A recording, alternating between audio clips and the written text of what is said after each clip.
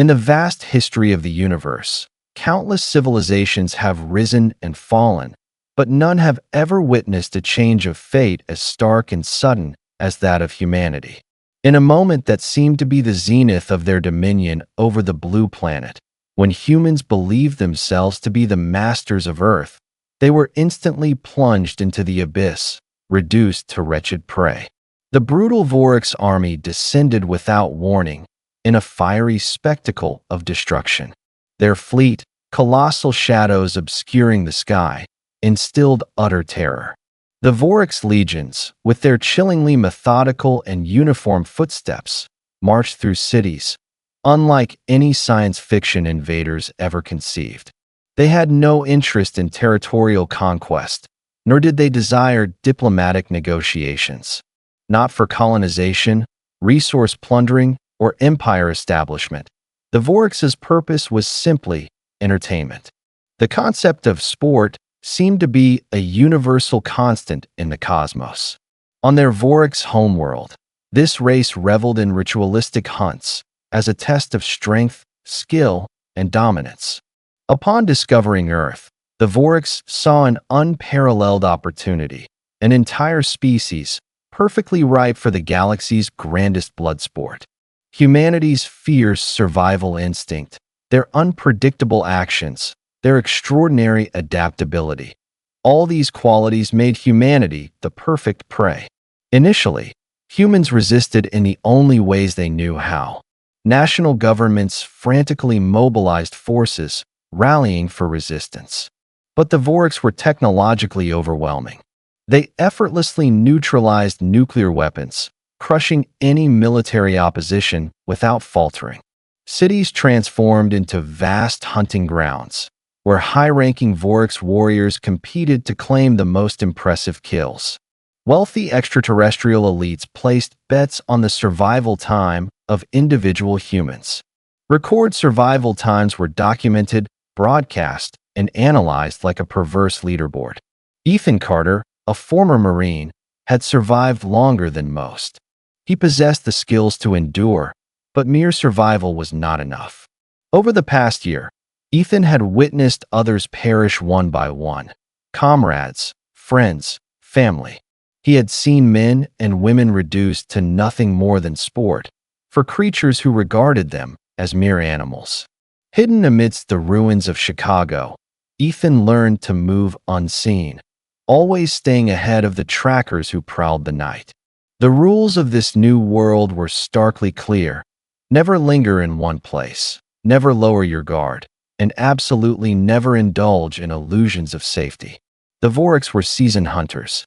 They possessed technology capable of detecting body heat from miles away. Drones patrolled the streets with pinpoint accuracy.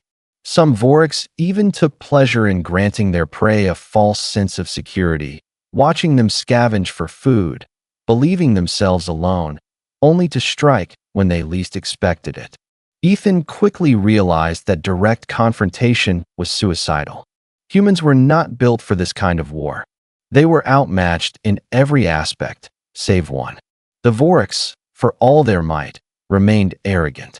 They presumed humans would behave like lesser creatures, predictable in their fear.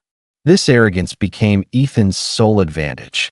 Whispers among survivors spoke of something out there in the darkness, something that had turned the hunt around, transforming the hunters into the hunted. Some called it a phantom, others a demon. Stories varied wildly.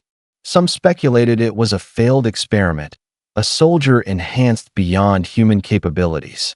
Others believed it was merely a legend, something desperate people told themselves to cling to hope. The Vorax found the notion laughable. They mocked humanity's backward superstitions. To the Vorax, humans were weak, relying on fairy tales and fantasies to mask their helplessness. The boogeyman was nothing more than a fabrication, an imaginary figure concocted to give prey a false sense of security. Then, the disappearances began. Initially, it was just 1 or 2 hunting squads failing to report back to base. The Vorax assumed technical glitches, minor malfunctions with their communication systems. But then, they discovered the first bodies, 3 elite hunters skinned and hung from the ruins of a burnt-out skyscraper. That was the moment fear began to seep into the Vorax psyche. The Vorax, despite their technological supremacy, had never encountered a predator they could not comprehend. Every species they had ever hunted shared one common trait. They fled. But someone, was not running. Ethan didn't know what to believe. He had heard the stories like everyone else, but until he witnessed the aftermath with his own eyes, he dismissed them as wishful thinking. Yet, the truth was undeniable. Something had killed those hunters, and it wasn't luck. It was precise, methodical, and cruel. For the first time since the invasion, the Vorax were no longer laughing. Elite Vorax hunter Drull was accustomed to effortless kills. He had hunted humans since the start of the blood sport, setting records for the number of lives claimed. To Drull, humans were no different from cunning vermin, somewhat amusing in their defiance, predictably desperate. He relished the chase, the thrill of letting prey believe they had escaped, only to strike when their hope was at its peak. Therefore, when Drull and his squad cornered a lone human in the ruins of an old bank, he felt no urgency, no real concern. The man, gaunt, filthy, clutching a rusted pipe, looked at them with wide, terrified eyes. Drull clicked his mandibles in amusement. Just another easy kill. The hunt had dragged on long enough. He raised his plasma rifle, leisurely savoring the moment. The human's mouth moved, whispering something Drull couldn't quite hear, pleading, praying. None of it mattered anymore. Then, the lights went out. Drull's squad's visors automatically adjusted, switching to infrared mode. But by the time they recalibrated, one squad member had vanished.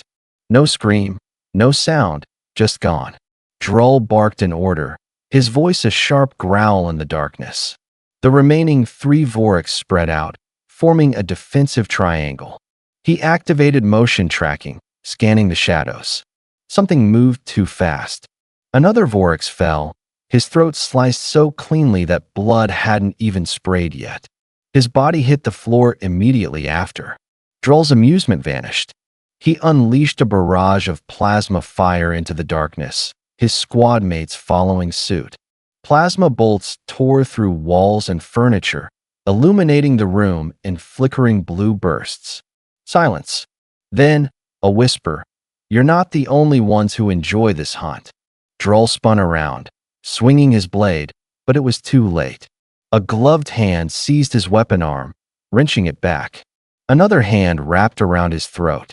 Drull's second-in-command, seeing him struggle, hesitated for a split second, just long enough for a dagger to sink into his skull. Drull thrashed, twisting, desperately trying to dislodge whatever was holding him. He was strong, stronger than any human. But the grip on his throat tightened, cutting off his air supply. And then, for the first time in his life, he felt fear. A quiet voice whispered in his ear, "Now do you understand?" Darkness swallowed him whole. Drull's disappearance sent ripples of unease throughout the Vorax command structure. Losing a hunting squad was not uncommon. Humans sometimes got lucky, ambushing isolated units with traps or explosives. But losing Drull was different. He was one of their best. He didn't make mistakes. His body was never recovered either. Within days, more hunters vanished. Some were later discovered, stripped of their weapons, their bodies mutilated and displayed like trophies. Others simply ceased to exist, as if swallowed by the planet itself. Vorax analysts reviewed surveillance footage, desperately trying to understand what they were dealing with. What they saw defied logic. One clip, extracted from a helmet cam, showed a Vorax patrol moving through an abandoned subway station. The feed was clear, stable, until, without warning, the soldier at the rear was yanked into the shadows. No scream, no struggle. One moment he was there, the next gone. Another recording captured the final moments of a commander as he frantically fired his plasma rifle at a figure darting through the darkness. The shots missed. The figure drew closer, then static. The Vorax High Warlord initially dismissed the reports, believing it was merely an escalation of human resistance tactics. But when the missing count reached triple digits, he was compelled to take action. Even so, he felt no fear. Fear was for the weak. He had commanded battles across the galaxy, crushed rebellions, exterminated entire species. Humans were merely pests, resourceful pests, but pests nonetheless. His confidence lasted until his own son disappeared. The young warrior had embarked on a private hunt, eager to prove himself. He took an elite escort, confident of returning with trophies. Instead, his severed head was delivered to the High Warlord's personal quarters, wrapped in the tattered remains of his ceremonial hunting cloak. Carved into his forehead was a message in Vorik's script. You are not the hunters. You are the prey. For the first time, the High Warlord hesitated. Velkash, the undefeated champion of the blood sport, had never known defeat. He had hunted creatures that could crush tanks, stalked beings capable of killing with a thought. To him, humans were merely a minor challenge, something to pass the time. He volunteered to hunt the boogeyman. Without a moment's hesitation, Velkash set out, accompanied by the most advanced tracking drones and a squad of the most elite warriors Vorix could muster. The High Warlord watched him depart, his expression unreadable. Hours passed, then days. The first sign of trouble arrived when one of Velkash's warriors staggered back into the outpost, covered in blood, none of it his own. His armor was ripped open, weapons gone. His eyes, once sharp with the confidence of a killer, were now wide with something else, terror. He could barely speak, his mandibles clicking erratically as he muttered the same phrase over and over. Death. It walks like a man, but it is death. Velkash's skull was discovered the next day, fangs shattered, his body hanging from the ruins of an old highway overpass. The boogeyman was not a myth, and the Voriks finally understood. They were being hunted. Ethan had never believed in ghosts. He had witnessed too much loss, lost too many loved ones to place stock in stories whispered among desperate survivors. But after what he had seen, after what the Voriks had seen, he was no longer so certain. The boogeyman was real, and now he was determined to find him. Tracking a phantom was no easy task. Ethan moved cautiously, following the trails of destruction left by the boogeyman. The Voriks were still reeling from their losses, their patrols moving in larger, more defensive formations. The hunters had become the hunted, and they knew it. Ethan found his first real clue in an abandoned Voriks outpost, a place that had once been a hub for their hunting operations. Now, it was a graveyard. Bodies lay scattered, the walls smeared with alien blood. Whoever had done this hadn't just killed the Voriks, they had made an example of them. And there, etched into the metal plating of the command console, were words written in English. You are not safe. You never were. Ethan's breath hitched. He recognized that handwriting. A realization struck him like a gut punch. There was only one man he had ever known who could do something like this, a man presumed dead months ago, taken in one of the early raids, Noah Graves. Before the invasion, Graves had been a legend in special forces, black ops, deep cover, the kind of soldier they deployed when no one else could get the job done. If anyone could turn the tables on the Voriks, it was Noah. And somehow, against all odds, he was still alive. It took days for Ethan to locate Noah. Noah wasn't making it easy for him. He was leaving trails for the Voriks, not for humans. Yet, Ethan understood how his old friend thought. He followed the patterns, the misdirections, until finally, deep within the ruins of a collapsed stadium, he found him. Or rather, Graves found him. The blade was at Ethan's throat before he even realized he was being watched. A strong hand gripped his shoulder, pinning him in place. Been a long time, Ethan? Ethan remained still. He knew better than to move. Yeah, long time. The blade lowered. Graves stepped into the light, and for the first time in a year, Ethan saw his face. He looked the same, almost. There were new scars, fresh wounds that hadn't fully healed.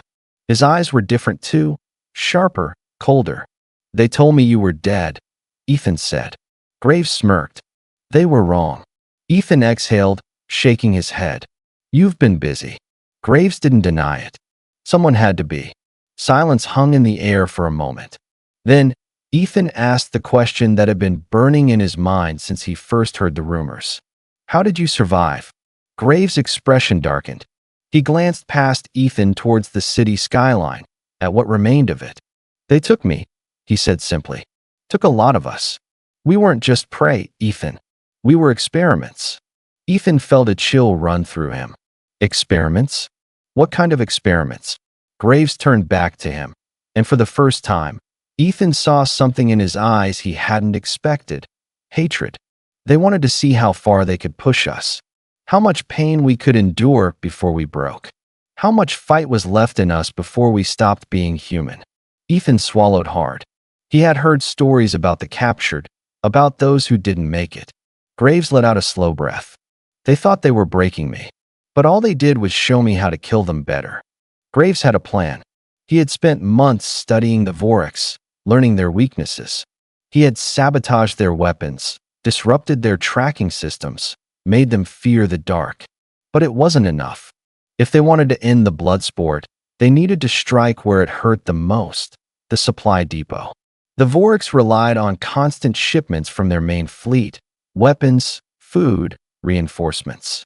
If they could take out the depot, they could cripple Vorax operations and send a message to the High Warlord himself. Ethan listened as Graves outlined the attack. It was a suicide mission. The depot was heavily guarded, and if the Vorax even suspected a threat, they would obliterate everything within a mile radius. But Ethan didn't hesitate. When do we start? Graves smirked. That's the Ethan I remember. They moved at night. The depot was nestled in the wreckage of an old industrial zone, surrounded by high walls and automated turrets. But Graves had been watching for months. He knew the blind spots, the weaknesses. They slipped through undetected, planting explosives at key structural points. The plan was simple: blow the main generators, disable the force fields, and let chaos do the rest. Ethan watched as Graves worked, moving like a ghost through the shadows. He wasn't just fighting a war. He was waging something personal. This wasn't about survival for him. It was about revenge. As the final charge was set, Ethan heard a sound that sent his pulse racing. Footsteps. They weren't alone. A squad of Vorax patrollers entered the depot, scanning the area. If they were caught, it was over. Ethan pressed himself against the wall, fingers tightening around his rifle. Graves didn't move. He waited, silent, calculating. Then, in a blur of motion, he was gone. One by one, the Vorax fell. No gunfire, no screams, just bodies hitting the floor. When Graves reappeared, his knife was dripping with black alien blood. All clear, he muttered, wiping it off. Ethan exhaled. You always were dramatic. Graves grinned. Wouldn't want to disappoint. They set the detonators and slipped away just as the first explosion rocked the depot. Flames erupted, lighting up the night sky. Ethan didn't look back. The message had been sent. By morning, the Vorax knew what had happened. The depot was gone. Dozens of hunters were dead, and the human resistance had struck a blow they couldn't ignore. Graves didn't send a message in the usual way. No broadcasts, no declarations. He didn't need them. He left a single body outside the Vorax command post, the corpse of their highest-ranking officer in the sector. Carved into his chest in perfect Vorax script were 4 words. You thought we were prey. The game had changed, and the real hunt had just begun. The Vorax did not take humiliation lightly. The destruction of the supply depot, the growing list of their best hunters vanishing without a trace, the mutilated body of their commander left as a message. These were offenses they could not ignore. The High Warlord had underestimated humanity, but he would not make that mistake again. Retaliation came swiftly. The Vorax deployed their most feared warriors, the Night Stalkers. Unlike the standard hunters, the Night Stalkers were bred for war. Larger, faster, and infinitely more brutal. They did not toy with their prey. They did not give chase for sport. They killed swiftly and without hesitation. While Vorik's warriors found joy in the thrill of the hunt, Night Stalkers found only duty. Their mere presence sent a wave of unease through the remaining survivors. Those who had learned to evade the hunters found their tricks useless. Night Stalkers didn't just track, they predicted, they anticipated movements, cutting off escape routes before their targets even knew they were in danger. Ethan and Graves had seen the reports, intercepted the transmissions. The Voriks weren't sending Night Stalkers to hunt scattered humans. They were sending them to eliminate one specific target, the boogeyman. They're scared, Ethan muttered as he and Graves watched from the ruins of a skyscraper, observing the Night Stalker patrols moving below. Graves didn't take his eyes off the enemy. Good. Ethan shook his head. You don't understand. They're not scared of humans. They're scared of you. Graves let out a low chuckle. Then let's give them something to be afraid of. The trap was set. Graves had been waiting for this moment, anticipating that the Voriks would escalate. He and Ethan worked quickly, laying out an ambush in the twisted remains of an old city block. Improvised explosives, sniper positions, bottleneck corridors, every inch of the battlefield was planned. The Night Stalkers moved in with military precision. There was no hesitation in their approach, no wasted motion. They did not fear their target. They were bred to kill, and that certainty made them formidable. But Graves had spent too long studying his enemy. He knew their strengths and their weaknesses. The first explosion ripped through the lead formation, scattering flaming debris across the street. The Night Stalkers barely flinched. Their armor was thick, their reflexes sharp. They regrouped instantly, scanning for their attacker. That was their second mistake. The first was coming here at all. Graves moved like a ghost through the rubble, striking from the shadows. A blade to the throat, a silent shot from a suppressed rifle, a tripwire leading to another explosion. He dismantled them piece by piece. Ethan provided cover from above, taking out targets with well-placed shots. But the Night Stalkers adapted quickly. They changed their formation, moving unpredictably. One of them locked onto Ethan's position and fired a plasma bolt, narrowly missing his head. Ethan ducked, rolling away as the concrete exploded beside him. They're getting smarter, he called out. Graves, locked in a brutal hand-to-hand fight with one of the Night Stalkers, barely spared him a glance. So am I. He twisted his blade, driving it deeper into the alien's chest. It let out a guttural hiss before collapsing. The battle was turning. The Night Stalkers, for all their superiority, had never fought an enemy like this. Graves wasn't running. He wasn't hiding. He was fighting on his terms, and he was winning. Then, the communication came through, a garbled message on the stolen Vorik's communicator, barely intelligible over the static. Human has captured, female, confirmed relation. Ethan froze. His stomach dropped. Graves turned to him, reading the look on his face. Who? Ethan clenched his fists. My sister. The stronghold was a fortress. Ethan knew the Voriks would use anything they could to draw them out. They weren't just hunting the boogeyman anymore. They were setting a trap, and it was working.